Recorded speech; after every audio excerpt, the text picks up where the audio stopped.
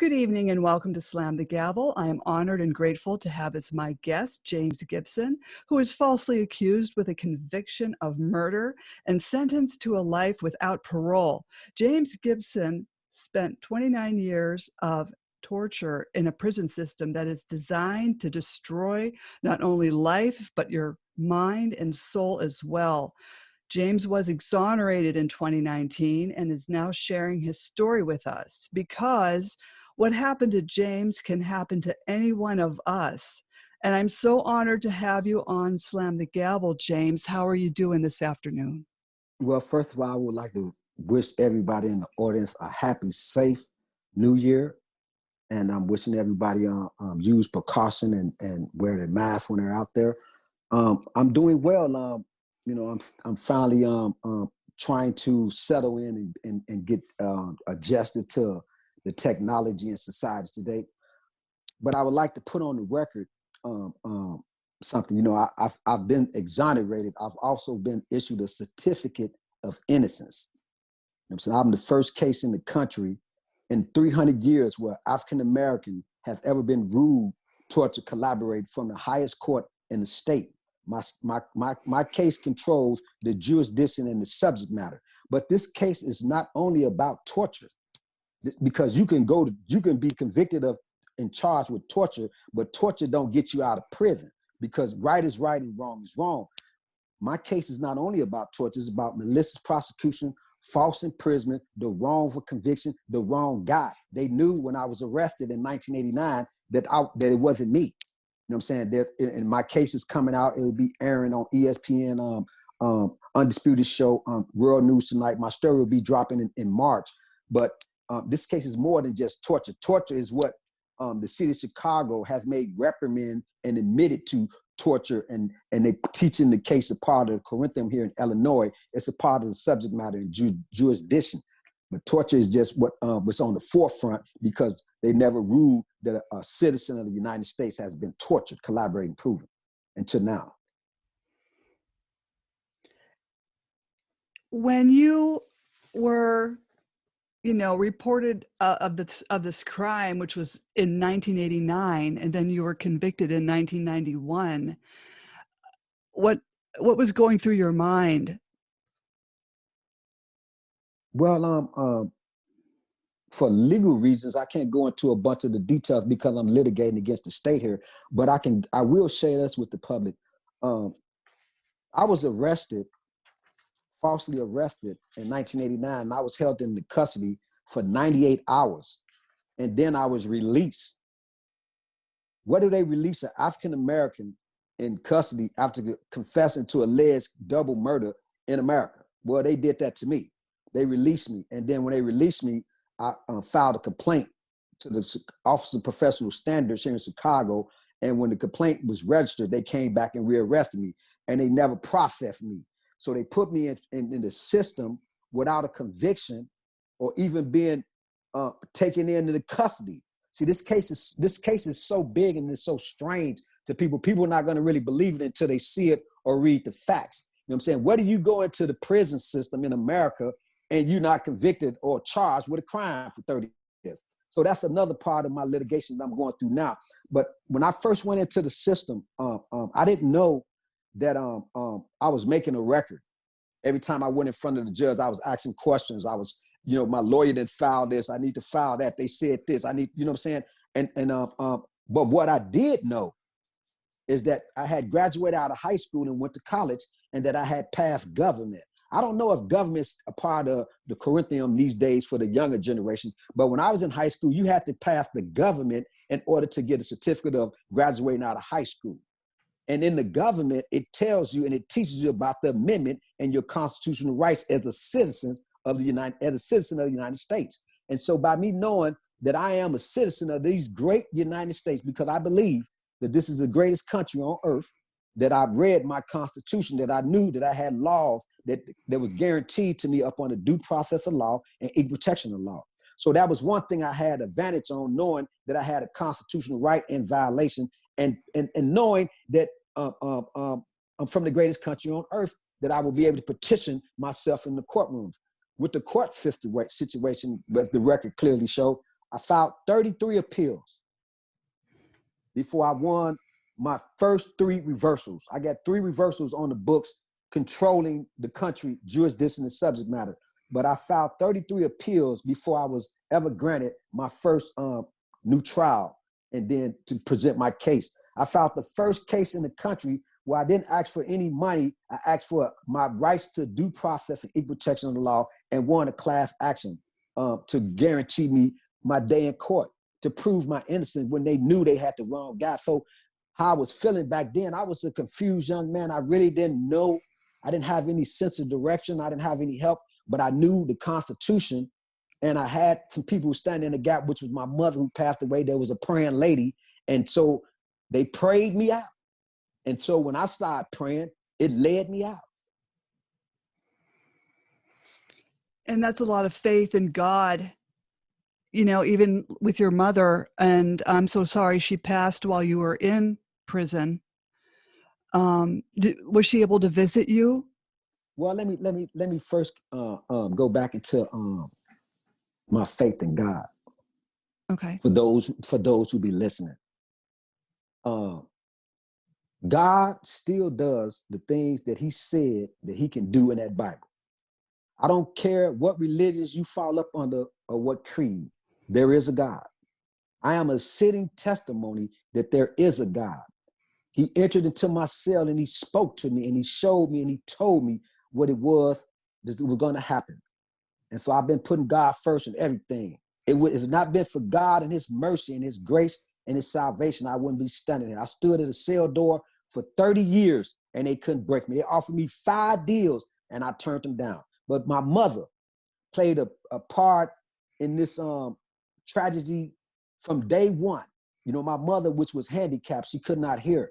You know what I'm saying? For people that don't know or reading the story or gonna read the story here about my mother. My mother was handicapped, so she couldn't hear. And she used to come and see me every day. I mean, every week, 4 times a month for 12 years, up until the point her body couldn't take it no more and she passed. But before she passed, she told me that I was coming home.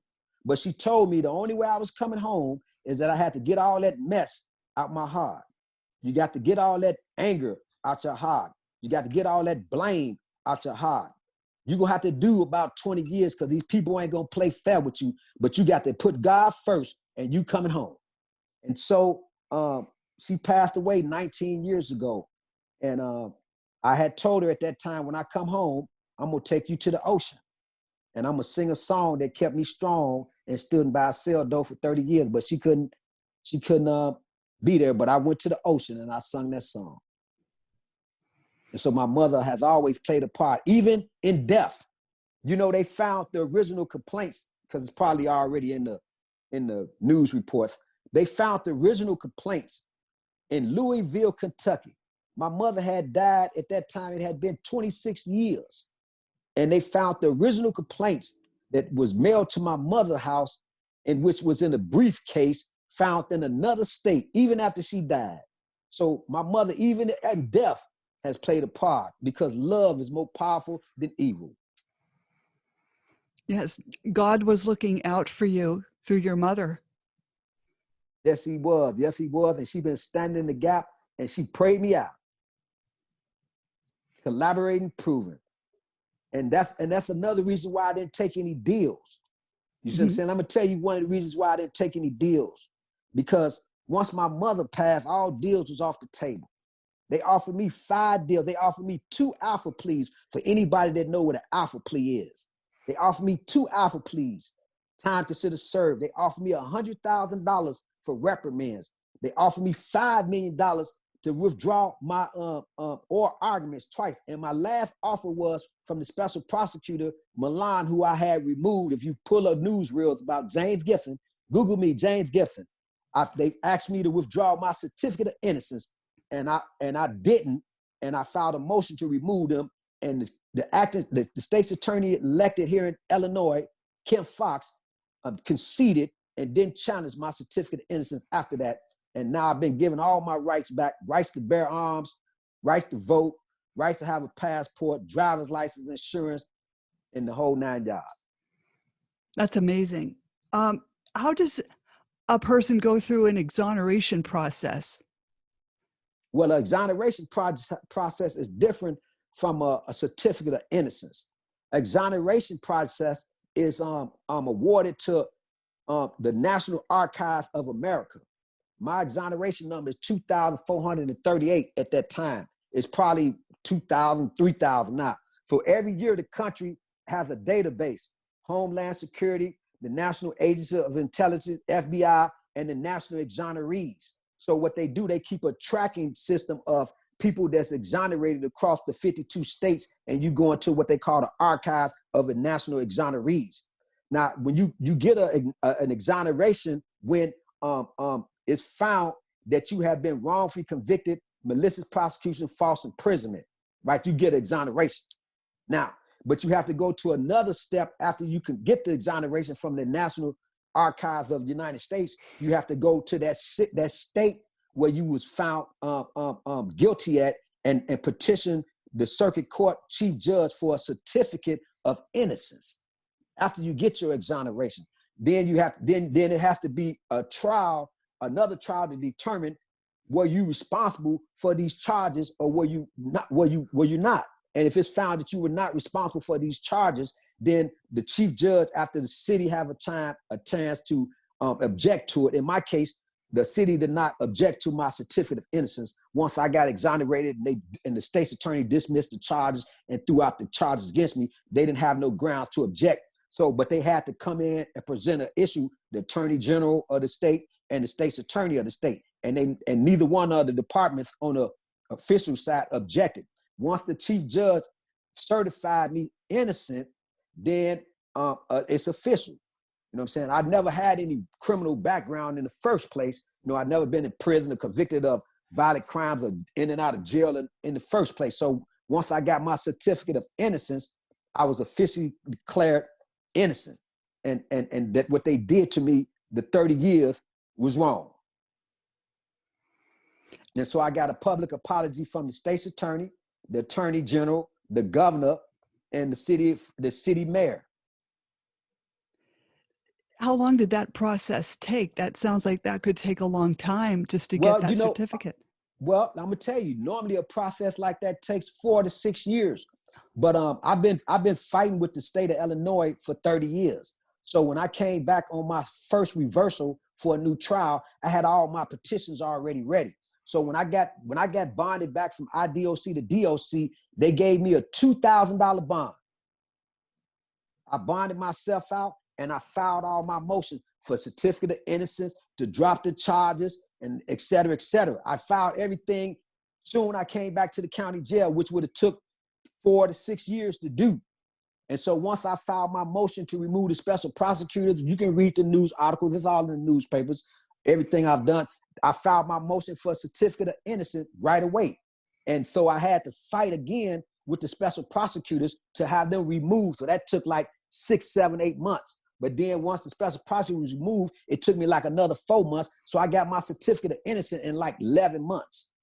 You know, wow. 11 months to a year from my release. I got my exoneration 30 days from my release. I was released. Listen, this is so beautiful. I was released on April 11th, the weekend of the resurrection of Jesus Christ. I was released on the eve of my mother's birthday, April the 15th. And on April the 13th, I did my first press conference with Channel 7 ABC News, Stacey Baca. I had already filed my motions in court before I even went back to court. So that sped up my process. Like with the lawsuit against the city and the state, I filed all my stuff within 30 days, which it would have took you 2 to 4 years to file and 2 more years to fight it. I'm already past that stage. I done won 30 counts of my 33 counts indictment against the city in less than 8 months. That's because I've been doing my own work and my own filing, you know what I'm saying, and not depending on somebody to help me out. Just like I sell decals, you know what I'm saying? They wanted me to start a GoFundMe page. I didn't want to start a GoFundMe page. I didn't want to beg from the public. I want to create my own thing. I opened up my own company, a publishing company, a clothing company, a music company, but the virus got me shut down. So now I write books. You know what I'm saying? I sell decals to support myself. And so I didn't want nobody to help me because everybody that helped me in the past, they let me down or they told me the wrong information. And they told me, if you want to hide something from somebody, put it in a book. So I picked the book up and I read it. And so that's how I was able to beat all these time limits and all these years wasted fighting for my certificate of innocence, fight for my exoneration, fight for my new trial, fighting to be released on bond, fighting to get my passport, fighting to get my permit to bear arms, fighting to get my voter's registration card, fighting to get my driver's license. Because when they let me out, they didn't give me any, I didn't have no documents. I didn't have no paperwork. I ain't had no social security card. You would have picked me up on the streets and you wouldn't even know who I was because they had me for 30 years, wrongfully convicted, and then just put me out in the streets. I didn't know how to turn on the microwave. I didn't know how to turn on the TV. I didn't have no identification or nothing.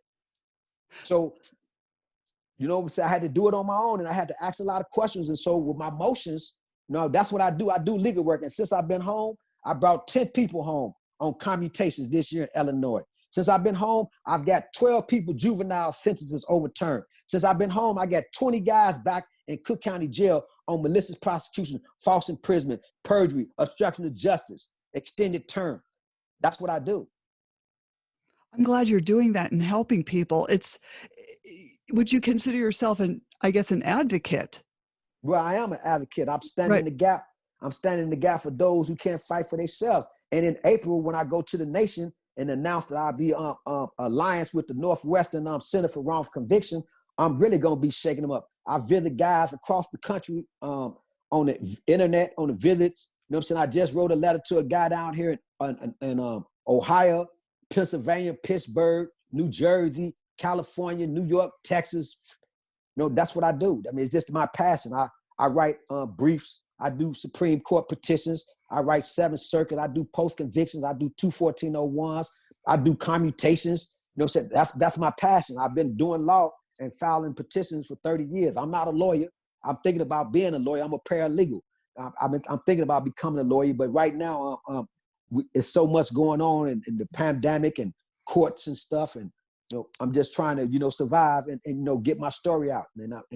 So I sell my decals and I'm trying to, get my story to the public because people never heard of this before. They never heard of the James Gibson story. You know what I'm saying? I'm not the only James Gibson. I'm not the first and I'm the last, but I'm the first case in the country where this country has acknowledged for the first time in 300 years what they did. See, they've been doing what they do all the time, but no court like the appellate court, the Supreme Court, the United States Supreme Court, or the federal court has ever acknowledged. No sitting chief administrative officer or city official has ever acknowledged.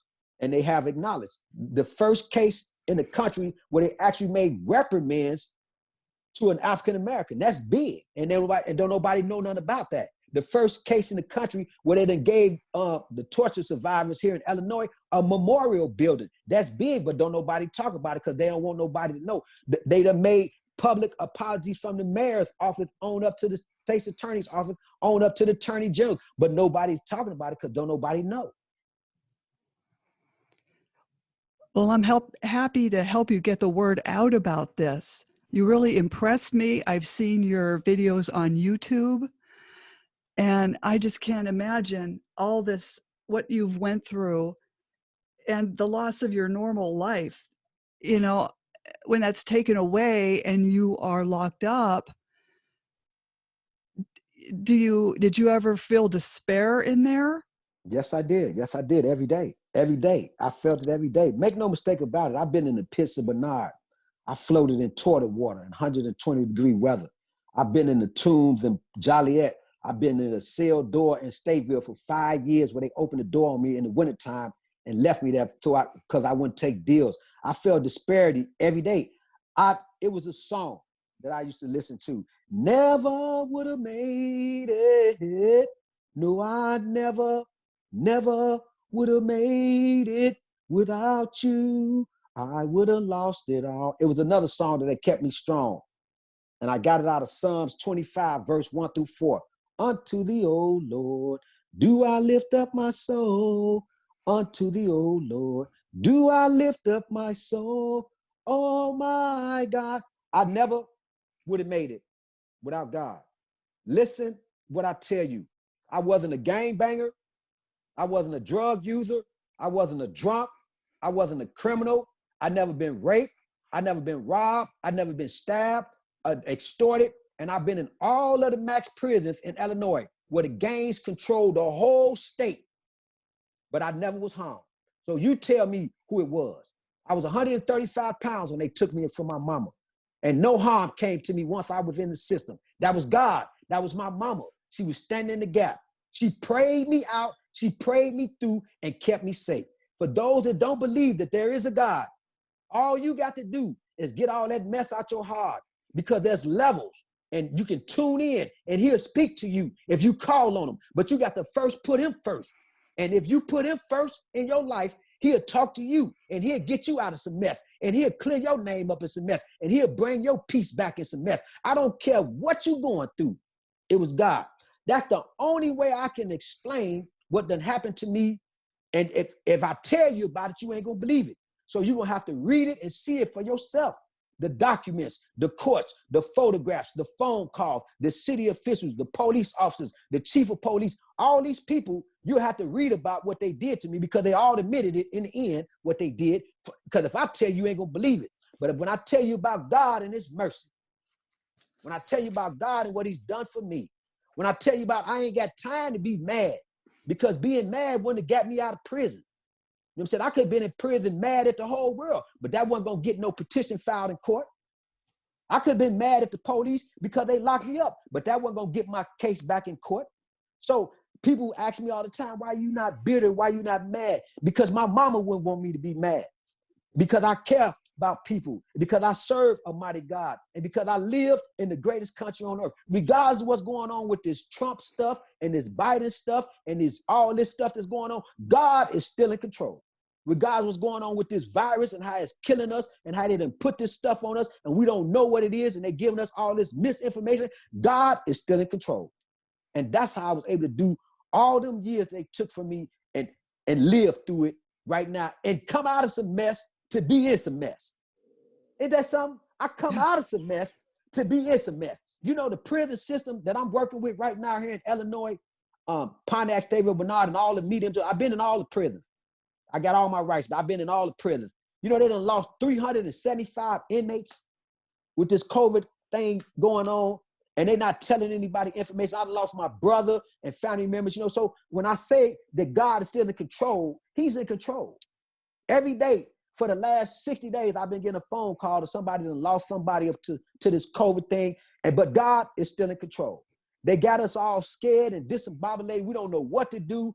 The government done gave us all this false information. We don't know what this is. They taking our loved ones in the hospital. We can't see them. We don't know what this is. And now we're talking about the James Gibson story, and it's just like any other story. But the only thing about the James Gibson story today is that God is still in control. That's very, very true in even my life as well. There is no, you have your parents praying for you and there's God. And when you're in a situation like that, any desperate situation as well, you've got to have God in your life to get you through. Man, make no mistake about it, man. I didn't have nobody. Let me say this, man, so that it be understood. When I say I ain't had nobody, I don't know if anybody's listening that has loved ones that's incarcerated or been incarcerated. You know what I'm saying? You can call your family and you can tell them, mom, dad, husband, wife, I need you to help me bond out or whatever. But that's the only thing they can do. And even when they do help, say they get you a lawyer or something, and the lawyer charge them all this money, and they put their house up, and they file all this frivolous motions. The mom and dad, the husband, the wife, they don't know what they read. Mm-hmm. So really can't nobody help you. And then once you get in the system, they're not gonna help you.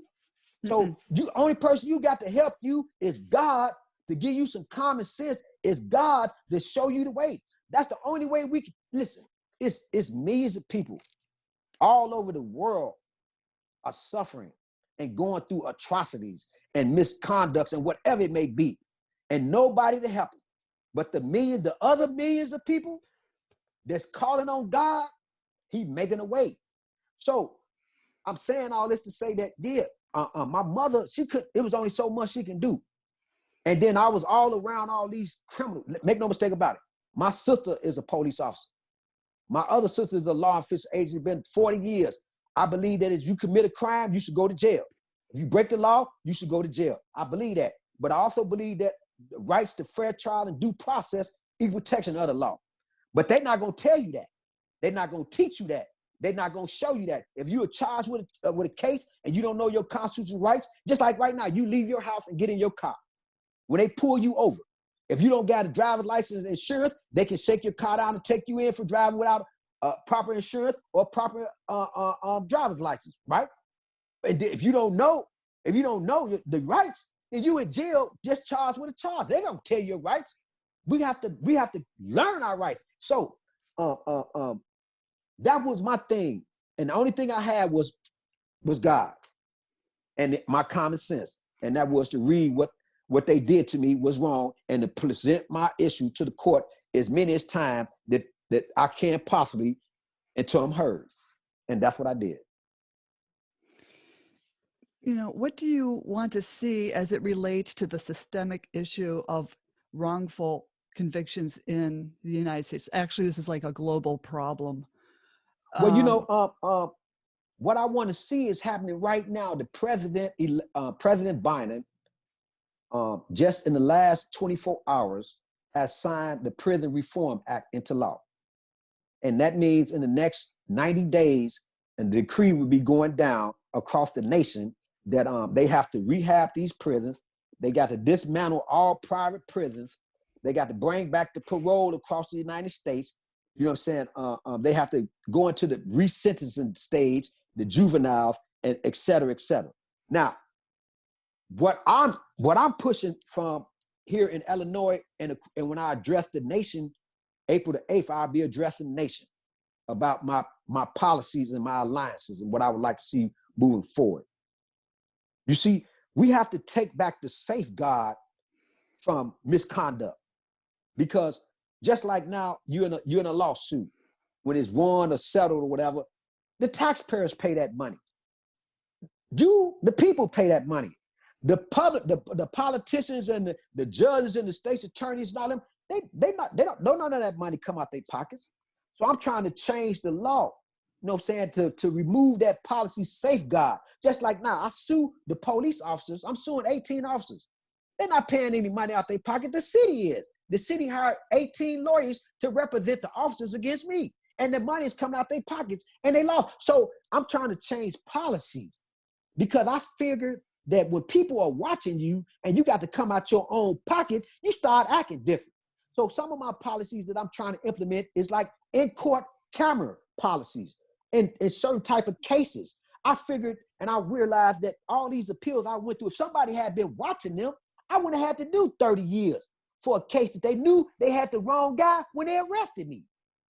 It's not like I got locked up and I had to fight and prove this and prove that. When the city of Chicago arrested me, they had already knew that the guy that they arrested wasn't me. It was somebody else. They had already knew that I had not even committed a crime, and they documented it and wrote communications back and forth just saying, we got the wrong guy. But yet still they sent me to prison for 30 years. So I'm saying now is the time for the policies to be changed. Just like when that officer put his foot on that guy's neck and that guy hollered mama. You know why the whole planet went crazy? Because 80% of the planet is women.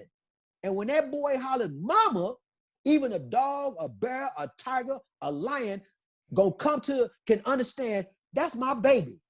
So when that man hollered mama, they killing me, the whole world, all the women, they felt that, because they said that could have been my son.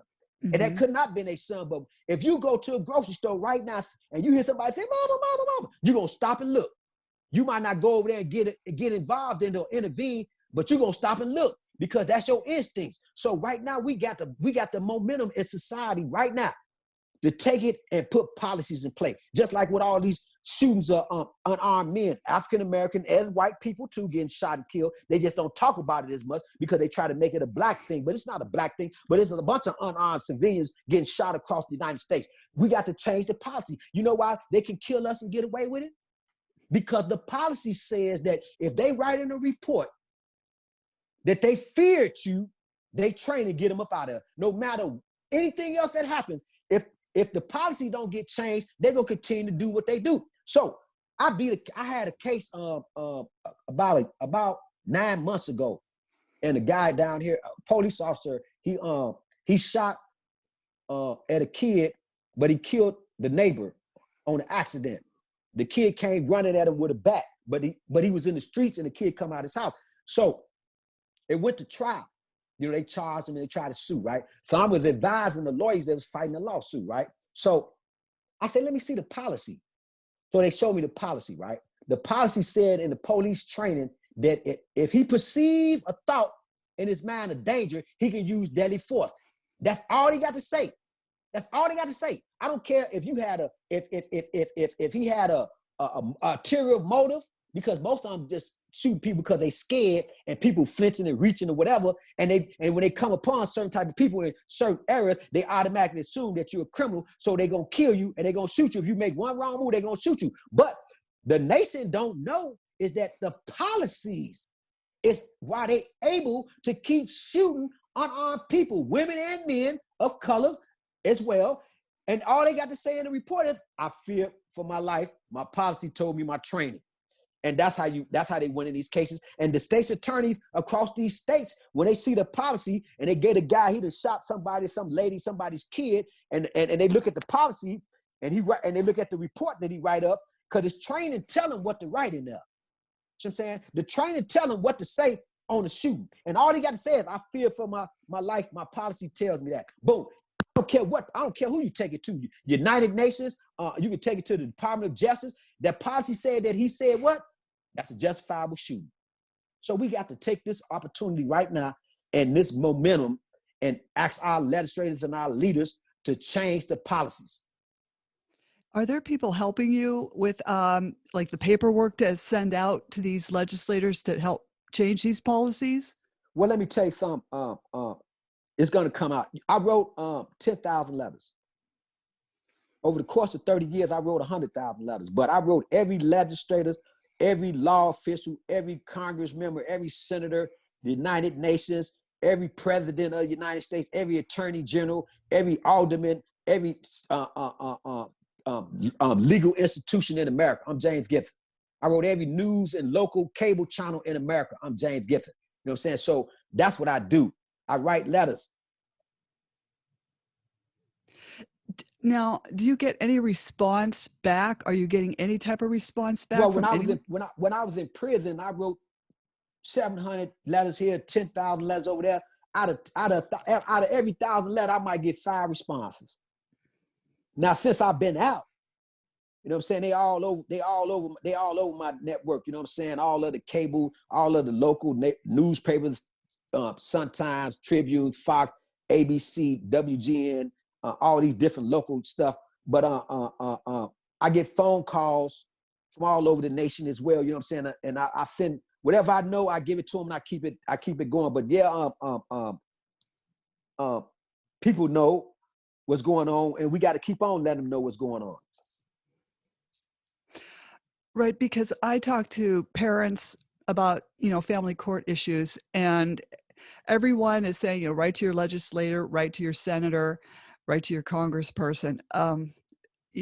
But there's no change yet. Do you know what I'm saying? But you know why it's no change? I'm gonna tell you why it's no change, because that's the send off to the constituents. Write to your legislator, write to your Congress.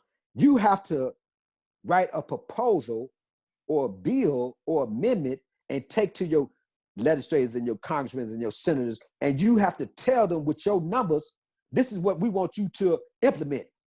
This is our demands. If you want our vote for this little district over here, to put this little park over there, put that little stop sign over there, this is what we demand. That you put a stop sign on this corner right here. That you put some breakers, some speed bumps over here. So, you can write letters, my son, my daughter, this and that, and this and that. Most of the time when you write to the legislators, right, or your Republicans or Democrats or senators or congressmen, they don't never even get them letters. They got somebody that go through those letters, and then they decide that the person should get the letter. So you just be writing a letter. And then when you see the person and you say, Senator, Congressman, I wrote you a letter. He said, yeah, I remember. He didn't remember nothing because he don't get it. So I'm Right. saying, so it's just, so you as his constituents, we got to learn how to demand what it is that we want. You know what I'm saying? And that's how you get to change. And then if they don't give you what you want, you tell them, hey man, the next time we go up for election, I'm bringing my organization, my non-profit or whatever, and we voting against you. Simple as that. And that's how you start making small demands and changes. You know what I'm saying? Because we can protest and we can rally and we can talk, but if we protest and we rally and we ain't demanding nothing and we ain't getting nothing done after they get through cleaning up the Congress, everything else is back to business. So when you go talk to them, forget about writing a letter. When you go to them with a bill, a petition, or amendment, and you give it to them, you file it, certified, you tell them, this is our demand with a letter. We want you to go to your people and get the votes to get A, Y, and Z. Or I want a swimming pool up here for the kids over here, because over there they got a swimming, you know what I'm saying? So you got to go and you got to demand things out of people that represent you. And stop, what can we do? What can we do? Let me tell you another example. I was at the teachers union here in Illinois. They gave me a homecoming party for the torture survivors. And they was talking about plays and what we can do and stuff. And I was telling them about, Hugh Hefner, Playboy magazine, how he had helped me when I was in prison. People like, Hugh Hefner? I'm like, yeah, go to the archives and pull that article he did about Area 3, talking about Chicago and all the Jackie Wilson cases and all that torture stuff, right? And I was telling him how he laid up here and implemented a policy from a magazine, Playboy magazine. You know what I'm saying? Talking about the situation here in Illinois. So I was doing interviews from the prison on satellite radio, and I was talking about it too. And the city of Chicago lost the bid for the Olympic bids. Go back in history and look at it. They lost the Olympic bid because we was demanding change. We was demanding policy implemented. You know what I'm saying? We didn't want to talk about no more letters. We don't want to talk about no more laws or nothing.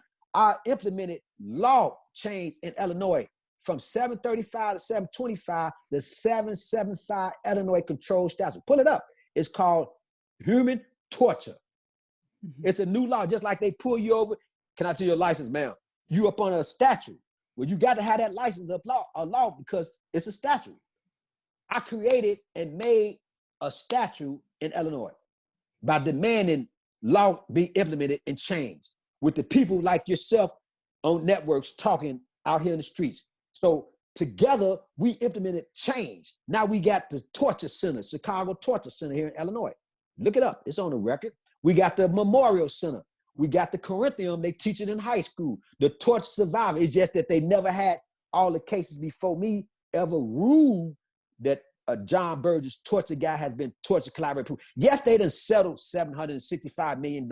Yes, they done hired all these lawyers to pay these settlements and trials, but they never ruled in the appellate court or the Supreme Court in any state that it was torture collaborating proven. And so now they trying to draw this big picture of me being this African-American that's been torture collaborating proven, and they don't want to talk about malicious prosecution, false imprisonment, wrongful conviction, the wrong guy. You know what I'm saying? They just busting up torture. Torture, okay, I'm the torture guy. I was tortured, but torture don't get you out of prison. You see what I'm saying? What gets you out of prison is when you can show that the poisonous tree was violated and that dude didn't do this case in the first place. Because see, they can beat you up all they want to. That violates your constitutional rights because they're law enforcement agents. They can't do that. You see what I'm saying? But now, once they find out that they did that, they throw that part of the evidence out. And then you go into what they call the tree. Is there any footprints, fingerprints, eyewitness, DNA, fibers, you know what I'm saying? Murder weapon. You see what I'm saying? Those are the other elements of a constitutional status to convict a person of murder. You know what I'm saying? But now they putting this smoke screen out. I'm an angry black man. I got out of prison on torture. No, I didn't get out of prison for torture. I got a ruling that I was torture collaborating proven along with all of the other stuff that they had the wrong guy, that they had me locked up for 30 years. They knew they had to, you know what I'm saying? But torture is what highlights the case, because now it's 700 guys saying that they was tortured. And so now they got to meet a certain bar to be able to substantiate and collaborate their allegations, so it's controlling jurisdiction. So they just say James Gibson, the torture guy. But it's more than just torture. And I'm not an angry Black person. And when you see my videos on YouTube or my website or the newsreel, when I said I wrote you, I wrote you, I wrote you, and I wrote you, I did. When I'm talking to ABC, WGN, Fox News, CNN, MSNBC, when you see me talking to them on my reels and they say, well, he's angry. No, I'm telling my truth. I wrote you 10 letters. I wrote you. And every time you see me, I'm talking to these politicians and these senators and Dick Durbins. I wrote you, and these judges and these advocates. I wrote them, and I wrote them. I did.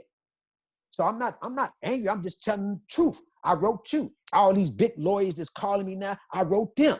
You know what I'm saying? All these newspaper people that's coming trying to find and interview me, I wrote them. So I'm not mad. So when you see my interviews, I'm just telling you my truth. I wrote you. I lost everything. My mama dead, my son dead, my brother dead, my grandmama dead, my father dead, my uncle's dead, my aunties dead. Somebody else raised my kids. I've never been married. You know what I'm saying? I never had a chance to be married. I never had a chance to see my son grow up. Somebody killed. You know what I'm saying? So that's not anger. I'm just telling you what they did to me, what they took from me. That makes me mad by me telling what they did to me, that by me telling my truth, that I wrote the United Nations, that I got letters in my box from the United Nations. That makes me mad when I told you I wrote the President of the United States. That makes me mad when I told you I wrote the U.S. Attorney General. That makes me mad when I told you I wrote the governor. That makes me mad when I told you I wrote the chief judge and they wrote me back. That makes me mad when I told you I wrote every outlet in America. That makes me mad because I wrote ABC News 50 letters. That makes me mad because I wrote Drew Griffin at CNN 50 letters. That makes me mad because I wouldn't take 5 deals. That makes me mad. I should be mad. Do I have a right to be mad? But being mad ain't gonna get nothing done. I can be bitter. I can't get none of that back. I've never been married. I can't get that back.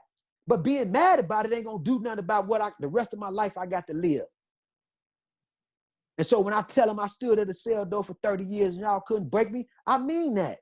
Because somebody was in the gap praying for me, I mean that. Because my mama died and she loved me, I mean that. I'm not mad. I just want people to know the truth and the facts about what they did. I'm not the only one that they did it to. It's just I didn't never give up. I didn't take their deals. I could have been home years ago. But my mama died, they ain't had no bargaining chip. So I wasn't going. But yet I could have came home 6, 7 years ago and took deals and been a convicted felon. Didn't have the rights to vote. Let me show you. I got a passport. You know how proud I am to have a passport? To actually have a passport with my name on. You know how proud that makes me feel to have a passport, to have my voters' right, to have my right to go where I want to go and not be looked at as a criminal, a convicted felon. You know how proud I am of that? I went my passport, my concealed carry license, my voters' registration. I voted in the election. I ain't voted in 30 years.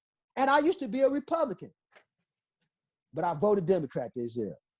So I hope ain't nobody mad at me.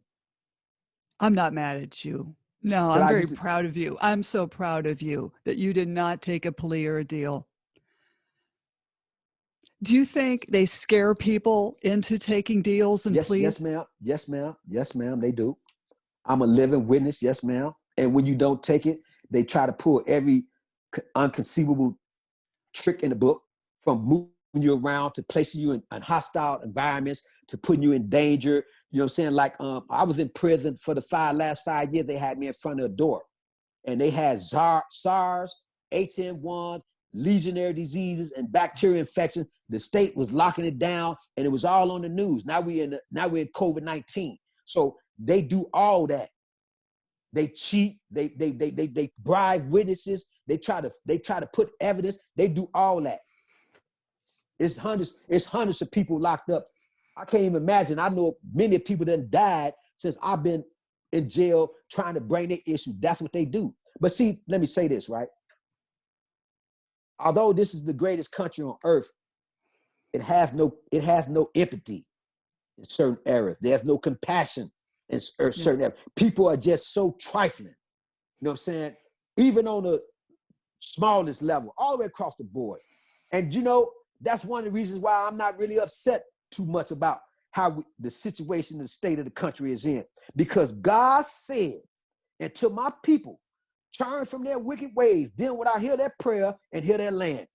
It's just too much trifling, scams, con artists, murder, too much suffering, stress. People don't care about nothing or nobody in this world. Not in just here, but the whole world. Mm. And now we in a position right now that you're going to either live or you're going to die. And it says in the word that in the end, every knee going to bow. I don't care who. I worked in the hospitals in Pontiac Correctional Center. I used to be an orderly. And I've seen evil firsthand. And I used to pray for them. They'd say, get on out of here with that Jesus stuff. God don't exist. And I used to just pray for them. And I tell them, God, before it's over with, every knee gonna bow. And every guy that died on my shift inside them hospitals and inside prisons, they called on Lord, Lord, Jesus, Jesus. Somebody please pray for me. The ones that could, that had the state of mind, know that they was going out. Because when you die of cancer and AIDS and all these other type of disease that's still killing people that they ain't talking about no more, you're going to call on Jesus. You're going to call on somebody. And so right now, that's why we in this mess.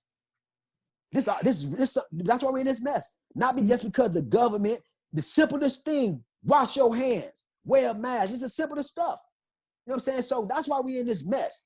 I'm not saying that I lost 3-4 family members since this started. You know what I'm saying? And I'm isolated around a bunch of people because I've been gone so long. My immune system is, I'm one of the pre-existing guys because I got that thyroid issue and I've been in a cave for 30 years. So my system, you know what I'm saying? I can take a sip of wine and I'll fall out. I'm drunk.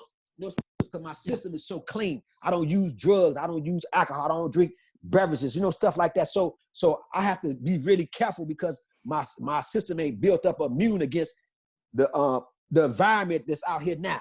I've been isolated. Even with my eyes, I have to wear certain protective type of glasses because I can't take direct sunlight. You know what I mean? But yet and still, I'm keeping God first.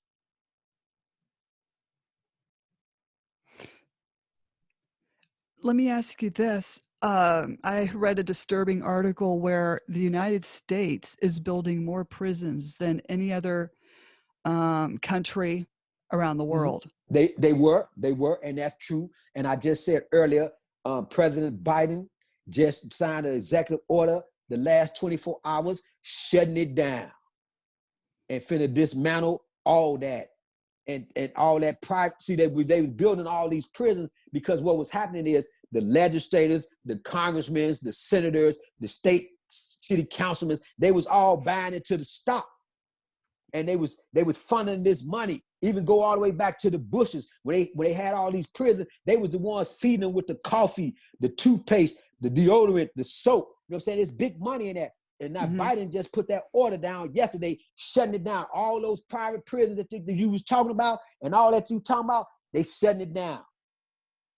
The president just signed it into law 24 hours ago. You absolutely right. They was. And they did. And he's shutting it down. Now, I don't want to sound stupid, but does that mean a prisoner doesn't have to go to the commissary to buy, say, conditioner or hair conditioner or soap or a headband or whatever? You have to go to the commissary and buy everything if you're in jail. Your soap, your deodorant, your toothpaste. If you don't buy it, you don't get it. Now, once a week in some prisons, they might pass you out a small bar of state soap, but a small tube of toothpaste, but you can use it one time. But if a prisoner don't have any family support outlet, he has nothing coming. And by being in the COVID state across the whole country, it's really bad for them because only certain people are working and they steady dying because they coming in contact with the staff members because they got to work and feed their families too because they know visitors allowed inside prison. So yeah, the prisoner has to buy everything. And so most of the time, a prisoner just sit there and he suffer and he dies. And they don't talk none about that. They commit suicide. They don't talk none about that. They go and start taking psychotropic medication because psychotropic medication is the biggest dope game in the world. Even on the street, law-abiding citizens popping pills and psychotropic medication. But in prison, it's a big industry on psychotropic medication because now you can medicate half the population and they drunk for 10 years. And you got time limits to file your motions to get back in court. And if you don't meet them 30 days, 90 days, 60 days, you forever stuck. So a lot of guys who come into the system, they ain't getting out because they don't understand the business, so to speak. This is big business. All the prisons you talking about they building, this is big business for these urban tucked off towns away for the people that have jobs. This big business. Crime and punishment, just like sex, drugs, and rock and roll. It's big business. But people don't talk about that until it affects one of their own. Then, oh, Joey got locked up. Michael went to jail. Mary did. Oh, they raising the taxes. Oh, they did this. I can't afford this. It's big business, but don't nobody talk about it until it affects them. And that's what we got to stop doing out here. We got to start talking. Just like I told you about my my Facebook, my DM line. You know what I'm saying? I look through the thread and I read interesting topics that people post. And if they ain't posting what I'm interested in and what I'm trying to push my policy and do, I don't even go into all that. I'm talking to people like you and how I'm talking to you because we got to talk to the people. We got to tell them this is the time. We got to bring this pain to them and this knowledge. That's the pain right there, the knowledge. Give them this knowledge because it's going to be painful, and then we got to make a change. But if you don't know about it, we can't talk about it. Mm-hmm. And we can't make a difference. We can't make a change. We can't get better. I also think, like, when people get judges' orders in the mail, they just get scared to even open up the envelope. That's true. And they're also afraid to even go to the mailbox. I mean, I used to have to call a friend and walk me to the mailbox just so I could open up and see what was in there. And I think people, when they open up the judge's orders, they don't even understand how they're written. Mm-hmm. That's because, you know what they call that? Handicapped to law, handicapped to the criminal science of law. But the same token, you know, the law says ignorance to the law is no excuse. So yeah, a lot of people are scared. And you know what I'm saying? It's just like now, and they should be, because we don't know. It's just like right now, we sitting in our homes, we scared. We don't know what's coming next. We don't know what they're gonna tell us next. All this misinformation, yeah. So we scared to open up the mail. We scared to turn on the TV. We scared to go to the mailbox. We scared to go outside because we don't know what's going on. We scared because they're giving us all this misinformation. And then when we read these court orders or whatever it may be from a judge, we still don't know what's going on because we don't understand the language. Mm-hmm. It's good to educate yourself, and which I had to do as well, and overcome the fear of opening up the envelope and going to the mailbox. And, do you think when the COVID is over with, I hope at some point, do you think you'll go into high schools and talk to the younger people and educate them? Yes. I'm already slated to do that into the high schools. I'm working with the colleges. So I'm doing that now, and I'm going into the different places. I've been to different places on the Zoom. The Zoom is the new thing, you know what I'm saying? So like I'm saying, I'm doing that now. I'm talking to the people, and plus my case is a part of the curriculum. They have to learn it in order to graduate. I think in first freshman year, and I'm not quite sure which year, but they have to take the history of the case and pass the government as well in order to graduate out of high school here in Illinois. I see. I think I've heard my kids say that there is a government class in their high school, but I don't know what they're really learning in there. Mm-hmm. Yeah, well, and in Illinois, there's a government class in every state across America. There's a government class because you got to know the Constitution of the amendments in order to be a citizen of the United States. You know what I'm saying? You have to pass that in order to graduate out of high school. That's why Trump was able to do that DACA, whatever that program he's doing, because most people that come over here, they don't know their constitutional rights. They don't know the amendment. They don't know the Pledge of Allegiance. So they saying they immigrants. But if you're a citizen and you go through the public school system or a private school, you must pass government in order to be certified finishing your high school, years. You know what I'm saying? Mm-hmm. That's part of the Constitution. But in Illinois, they added a new curriculum in it saying that this act here up under the Illinois Control Statute must be taught to the children in high school before they complete high school. So they made that part of the statute here in Illinois. It does not apply all across the country. It only applies here in Illinois.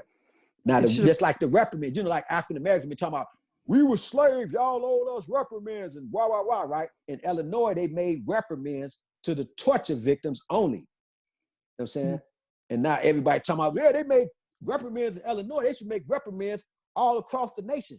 I never accepted the reprimands when they offered them to me, but 54 other guys did, but they made it part of the statute here in Illinois. Well, I think this should be taught, you know, the Constitution in these high schools throughout the whole nation. And that's what the team that I'm putting together now, and that's why I'm doing this story now, and I'm going on a media blitz in the next week or so, and I'm be dropping my media package in March. You know what I'm saying? And that's what I'm doing. I'm in that position now. If we went in the virus, I'll be in the Moth. You know the Moth Project? Have you ever heard of the Moth Project out there in Pittsburgh or Pennsylvania? I have not. MOTH is M-O-T-H. It's an organization that take exonerees and they take you across the nation and you speak and you teach across the land. But the COVID got to stop. The Exoneration Project, every 4 months, we go across the different states and we talk to the state's representatives, the legislators, the college people, the state's attorney, the governors, the senator. They have what they call a exoneration event. You know what I'm saying? Like last year was supposed to be at the McCormick place, and then this year is supposed to be down in Atlanta. And you know what I'm saying? But but the COVID got it all shut down. So what we're doing now with my story is, like I said, I'm selling the decals and I'm trying to push the decals out because it's a series to the decal to take you to the links to keep you posted on what my next event gonna be when I'm dropping my media package, my website, the newsreels, stories, archives, and stuff like that.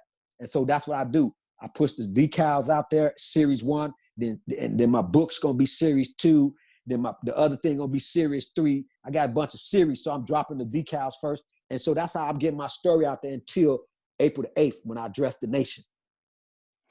Now, you probably have a lot of people at you wanting to talk, but I was going to ask you, is there any way people can reach you for advice that you would like me to add to the podcast? Well, sure.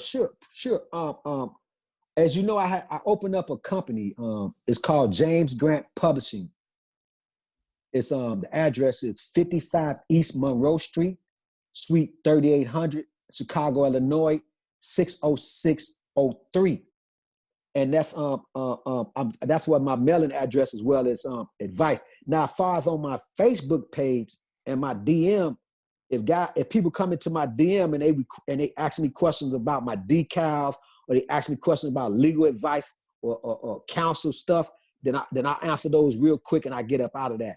My website, I Am James Gibson, that's like an archives of all of my videos, press conference release, stories about my life, what I'm doing next, my photo shoots, my book stuff. My media package, my team is still chopping it up because I just got through filming for like 8 hours and now they made it into a media package. I'm gonna be dropping that in the next week or so, and people are gonna be hearing about me all across the country as well. But my decals, if they would like to purchase my decals, what I do with the decals is this. I personally mail all decals. It's every order that come in, I personally mail all decals and send a personal information. And the decals cost $5 a piece. Now, a lot of people have different outlets. I have a PayPal, me/J Gibson 1966.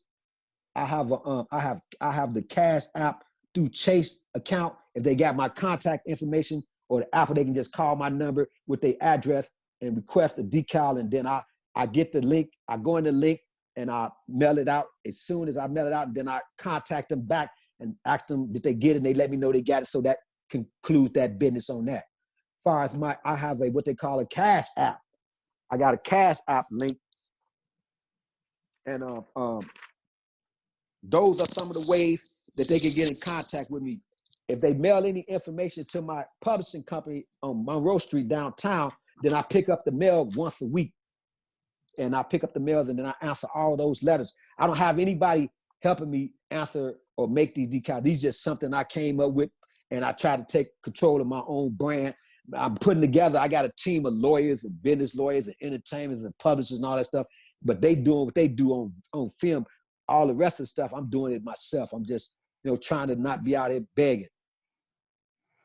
That's excellent. That is excellent. Is there anything you would like to add or educate us on before we part? Well, I would like to add that we can change, man. We can change if we want to, man, as a people.